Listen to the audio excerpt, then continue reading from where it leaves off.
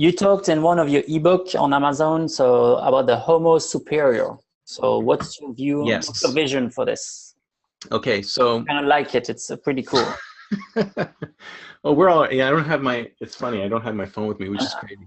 And a friend of mine will really love it because he's really a fan of Iron Man. So, oh, yeah. Yep. Well, you know, when I was a kid, actually, I'm still a big fan of comic books, right? And when I was a kid, I was a huge fan of the X-Men. So, you know, the X-Men are the mutants, which, you know, they're kids. And then when they go through puberty, when they become teenagers, they get their powers, right? And the guy who runs that thing, his name's Professor X, and this X-Men movie just out right now. And he calls it, or they call it in the comic books, Homo superior, which is sort of better than human, right? So these are people who are better than human or moved on from being human. And the fact of the matter is, we're kind of already there because we've sort of evolved ourselves, we've augmented ourselves with our phones. I can't believe I don't have my smartphone with me, but we all have our smartphones with us all the time, every day, 7/24, right? Mm-hmm. And if you looked at the studies, I think they said that people check their phones like more than 100 times a day, more than 100 times a day. Oh, wow. And it's not just looking at emails that have come in, it's checking on facts, right? If I need to know something, I would go, hey, you know, how old is Hulk Hogan? I have no idea. Let's ask Google, you know, whatever, right? So basically, our phone has become our backup brain, right? Yeah. So we are no longer just humans.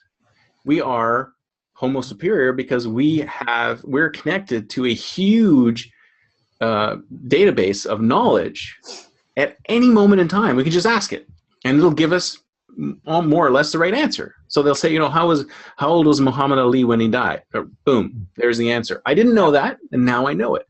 And the interesting thing about that is that I don't need to keep those things in my head anymore. My backup brain can hold all of this information that I would normally have had to hold before, or it was in notepads and hard to find, or in libraries where it's hard to read or find the right book, etc. Now, all of this information is at my fingertips. So I'm not myself anymore. I'm this giant internet-connected brain. So I'm better than a regular human being.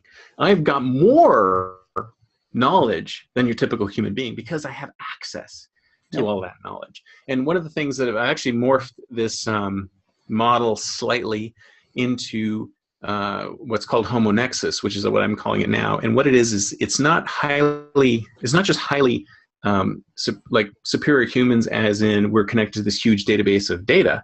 We're also connected to each other in the same way. So the Nexus is hyper-connected humanity.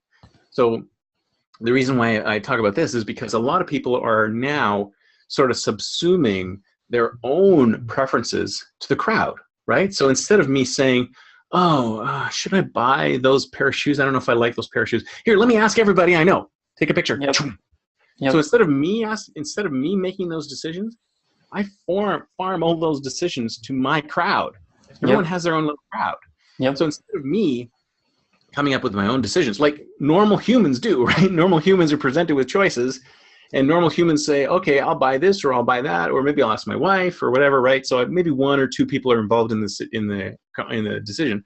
Now, huge swaths of people are all involved in this one decision. So it's like I've given up my autonomy as a human being to the crowd. So I'm an ultra-connected human. I ask everybody else who knows me, should I do this or should I not do this? I mean, and we're moving to the point where it's going that decision cycle is going to happen so quickly that we're going to almost ask everybody. It's like, and the thing is that's interesting is that we all leverage the crowd, right? Because when you go to a restaurant and you sit down and you don't say, give me the least popular item on the menu.